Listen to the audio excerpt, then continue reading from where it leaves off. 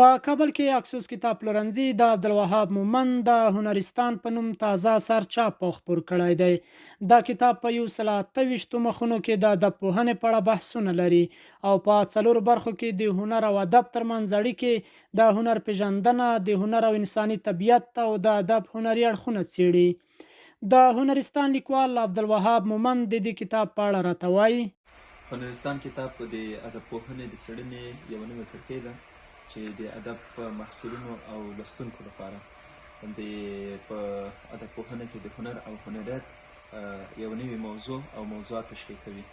دغه څېړنه 22 اساسي موضوعات او 21 فرعي موضوعات لري. د ښاغلي مومند په وینا چې د یاد کتاب په لومړۍ برخه کې د انسان او هنري خلاقیت په اړه خبرې کیږي، په دویمه برخه کې بیا د هنرمند شخصیت او هنري لیدلوري ته ژوره کتنه، او همداراز په دریمه برخه کې د ادب هنري اړخونه څیړل کیږي. په څلورو برخو کې دغه څېړنه موضوعات د ادبپوهنې په لړ کې راسپړي.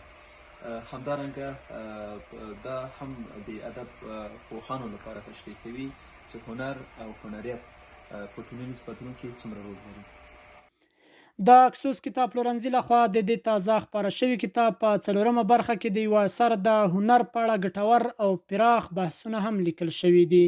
بلخوا د اکسوس کتاب پلورنځي مسؤلین وایي چې د هنرستان په نوم دغه تازه چاپ شوی کتاب د هنر او ادب د اړیکو په اړه ژورې څېړنې او تحلیلونه وړاندې کوي، او په وینا یې چې د هنر د مینوالو او ادبپوهانو لپاره یوه ارزښتمنه مرجع بلل کیږي.